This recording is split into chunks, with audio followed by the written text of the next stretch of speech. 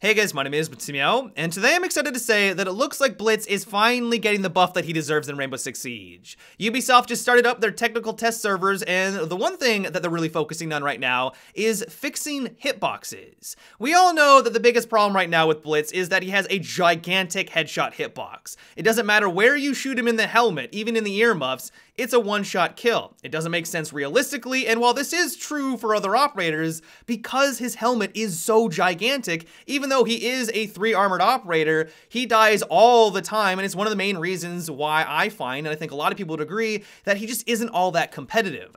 And so what Ubisoft is doing to try to resolve this problem is that they're going in and fixing the hitboxes. You shoot the earmuff now, you're not even going to do any damage. Like, you're not hitting Blitz. Like, it's not going to register whatsoever. You even shoot him in the visor from an angle, you're also not going to do any damage. You have to directly shoot him in the face, like actually in real life, realistically, if you want to take him down.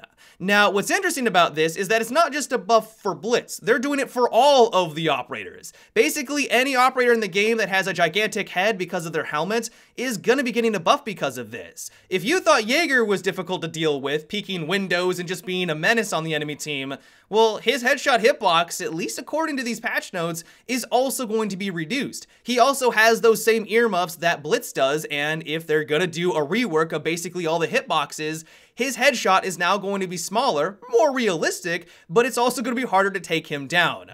And so all in all, I think this is an amazing change and should have happened since the very beginning of Rainbow Six Siege. I know that some people might make the argument that this is one way that Ubisoft was able to subtly balance out the power of some operators. Once again, going back to Jaeger, he's really good right now. He's going to be even better with a smaller headshot hitbox. This also means that people are probably going to have to get used to these new mechanics. I mean, a lot of people like to complain when they don't get a headshot against someone, and this might just exacerbate the problem. You think, at least on your screen, that you lined it up, it looks like you hit them in the helmet, but because you were a little bit off and it didn't hit a part of their head and only hit like the side of their earmuff, for example, that might cause some frustration or at least some confusion.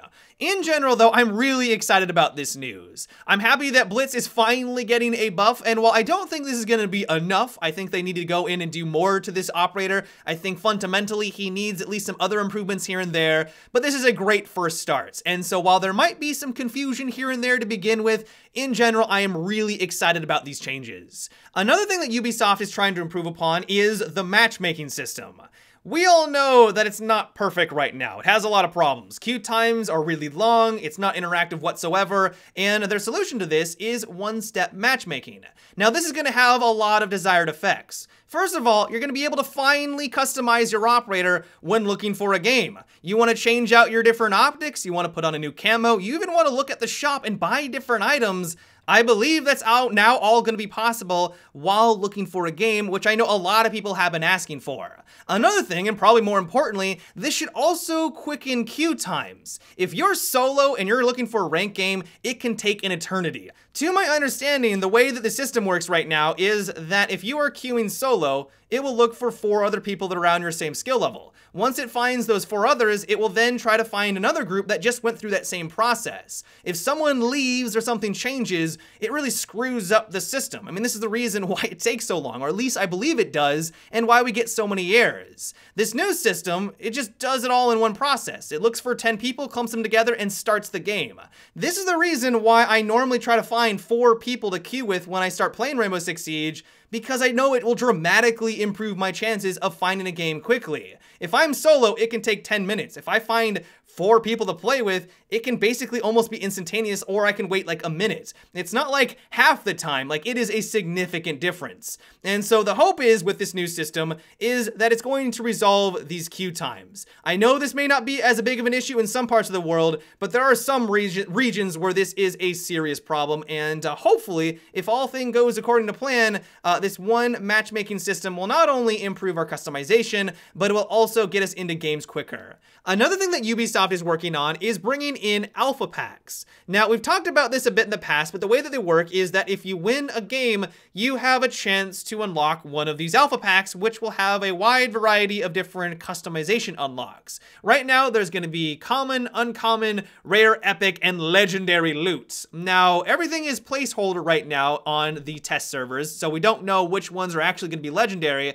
but if you've always wanted to have that awesome Jaeger helmet, or you wanted that really cool skin on Blitz, for example, you are now going to have a chance to unlock that with these alpha packs for free for just simply winning a game.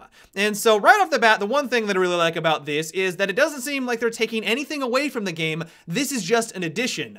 You're still going to get renown at the end of a round, and you can use that to buy the different customization options, but you could also get lucky, get a legendary item out of one of these alpha packs, and you just got that for free.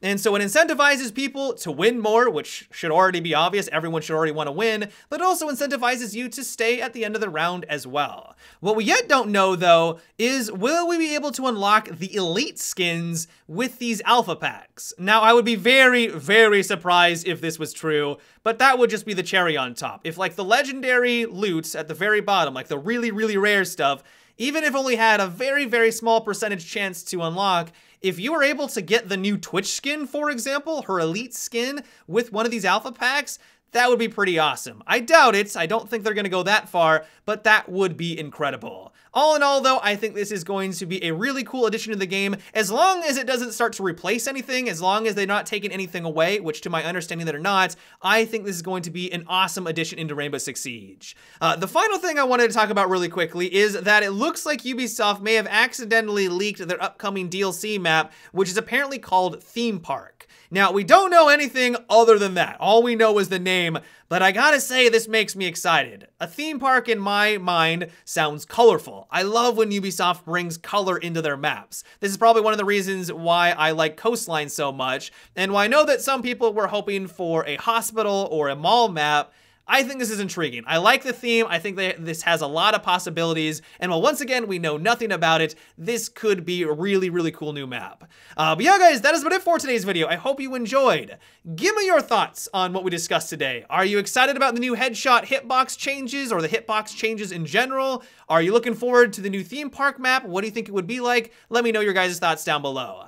But yeah, until tomorrow, have a good one and take it easy.